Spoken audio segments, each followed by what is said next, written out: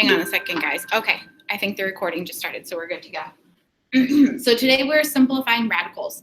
This means that we are taking large numbers that are under a square root. We are simplifying them or reducing them as far as we possibly can. So in order to do that, we have to pull out perfect squares and take the square roots of those. I know it kind of sounds crazy, but we'll do a couple examples and you should be good to go. So the first example I'd like to start with is I would like for us to simplify the square root of 72. Some of you might know off the top of your head what the square root of 72 is.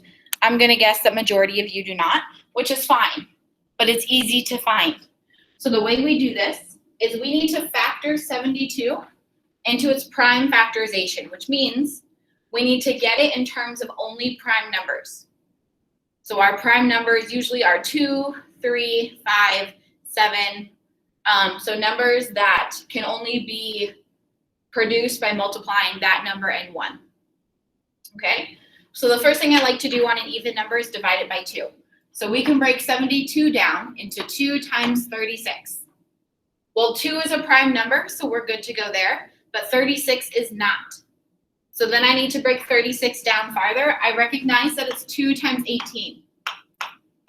And then I cross 36 out because I can't use it anymore. 2 is a prime number, 18 is not. So I need to figure out, okay, what multiplies together to get 18? You could say 2 and 9, or you could say 3 and 6. There is no wrong answer. So I'm going to say 3 and 6. 3 is a prime number, 6 is not. Cross out the 18. What multiplies together to get 6? Oh, well, 2 times 3. And both 2 and 3 are prime numbers, so I'm done. Which means that I can write 72 as all of these numbers multiplied together. But I always like to group them. So I've got these 2's that I'll multiply together first. So I have 2 times 2 times 2. Then I had these 3's left. So times 3 times 3. I'm looking for perfect squares, so I need to group these by 2.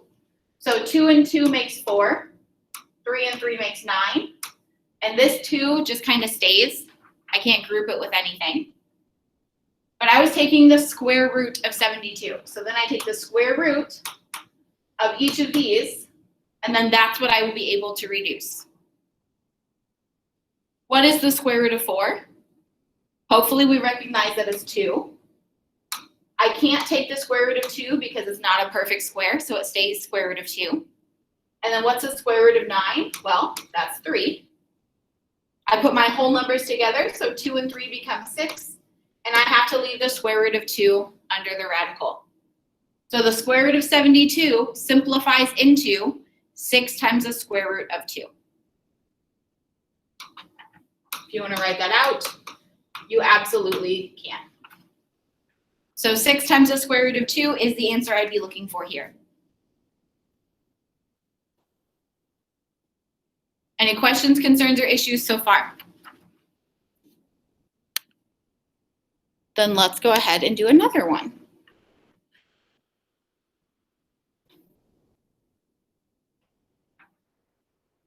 The next one I'm looking at is the square root of 384. Just like before, I need to break this down as far as I could go, and we only want prime numbers. The first thing I do on an even number is divide it by 2. So when I divide it by 2, I get 2 times 192. You can absolutely use your calculator for this stuff. I really don't know what divides into 192, but since it's even, I know I can take a 2 out of it. So I'm going to break this down into 2 times. I can use my calculator to find that 2 times 96 equals 192. 96 is again even, so I can divide it by 2. When I do that, I get 48 left over. 48 is even again, so I'm going to break it down by 2. 48 divided by 2 is 24. And I just keep doing this. So 24 is 2 and 12. 12 is 2 and 6. And 6 is 2 and 3. I can't break 2 or 3 down anymore, so that's where it's gonna stay. And now I can just go ahead and write the prime factorization. This is where it gets a little tricky because sometimes it's hard to keep track of how many numbers we have, so I like to circle them. So I've got 1, 2, 3, 4, 5, 6, 7 2s.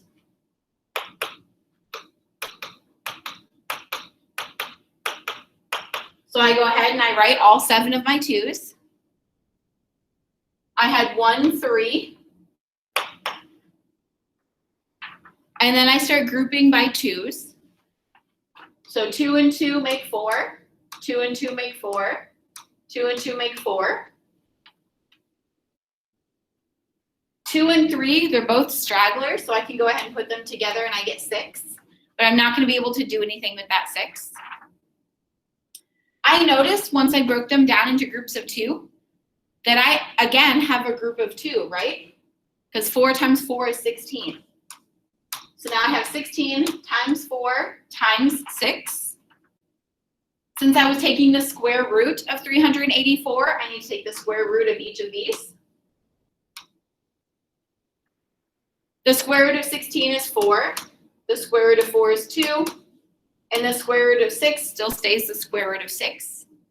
Then I can put 4 times 2 together, and I get 8 times the square root of 6 as my simplified form. Any major questions, concerns, or issues so far?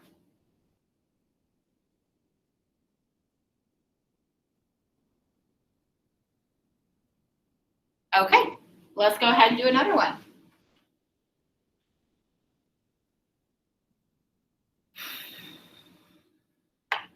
This one, I'd like to do the square root of 80.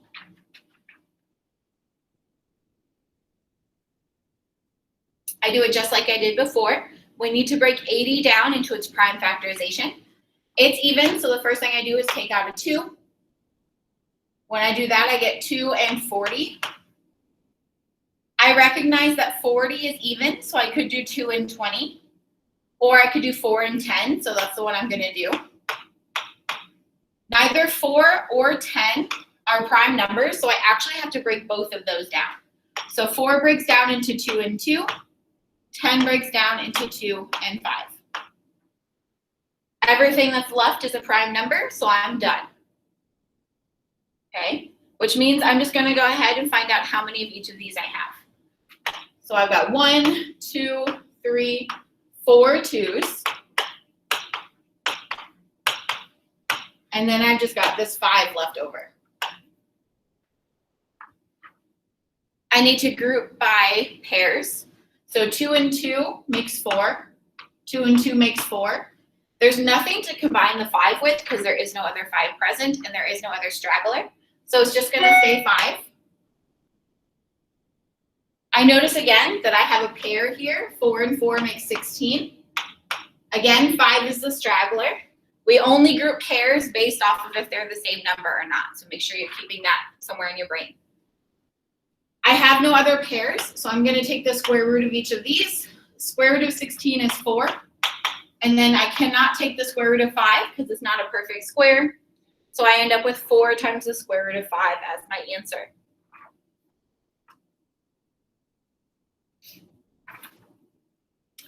Questions, concerns, or issues on that one? Okay, I think we're going to do 2 more, and then that should be plenty for you to go ahead and start the homework.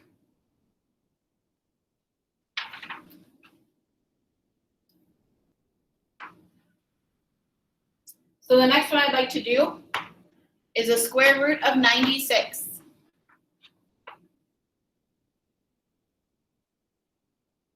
I don't really know any factors that go into 96, so I'm going to start with the fact that I know it's even, so I can divide a 2 out. When I divided 2 out, I'm left with 48. I can find that in my calculator by doing 96 divided by 2. Then 48, I can break down into 4 and 12. Neither one of these are prime numbers, so I need to break both of them down farther. 4 breaks down into 2 times 2. 12 breaks down into 2 times 6. The 2's are prime, but the 6 is not. So I need to break 6 down into 2 times 3. 2 and 3 are both prime, so I'm done. Then I need to count how many I have.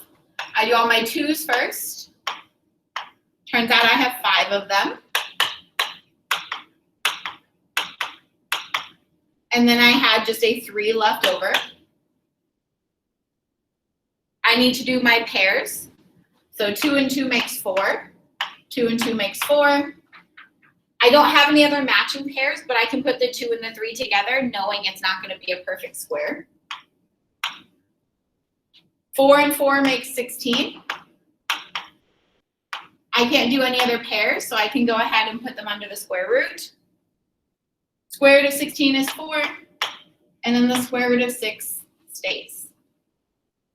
Okay, so anything that I created by putting 2 of the same numbers together is going to come out to be a perfect square. Okay, guaranteed. What happens when I put 2 numbers that are not the same together? It comes out to be something that stays under the radical because there's nothing else I can do with it.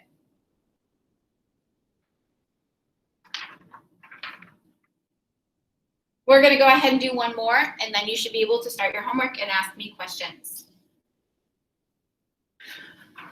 Unless you guys, of course, think we need to do more examples, in which case I'm totally open for that. Okay, so the next one I'd like to do is the square root of 100. 100 is even, so I'm going to go ahead and divide 2 out first. When I divide 2 out, I get 2 times 50 equals 100. 50 is most definitely not a prime number, but I recognize that it's 5 times 10. 5 here is a prime number, 10 is not. 10 breaks down into 2 times 5, where 2 and 5 are both prime numbers. So then I can write this. I have 2 2's,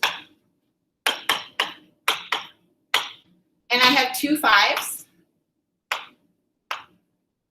I go ahead and I write that so it's separate. Match up my pairs.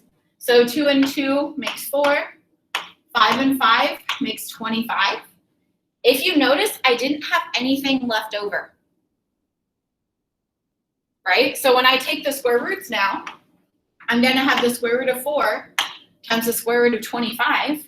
I know the square root of 4 is 2, and the square root of 25 is 5.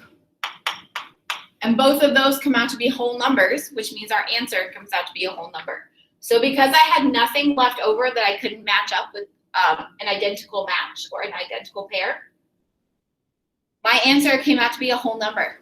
And you could check it because if I took the square root of 100 on my calculator, it would come out to be 10. Okay, so that is in fact correct. Which means 100 was a perfect square to start with. If you can't remember what your prime numbers are, you can go ahead and write them out. So the most common ones that we're going to use are going to be 2, 3, 5, 7, 11, 13, and 17. You most likely are not even going to use 11, 13, or 17, but I like to list them just in case. So if you need this somewhere on your homework or on your notes, please feel free to write it down. It never hurts to remember what your prime numbers are, okay? Aside from that, I'm going to now give you time to go ahead and work on your homework. As always, if you have questions, please let me know. And if you guys think you need more examples, also please let me know. I have plenty more to go. But this should get you started and see what you can accomplish on your own. Okay, does anybody think they need a couple more examples to go through this? If so, just put it in the messages right now.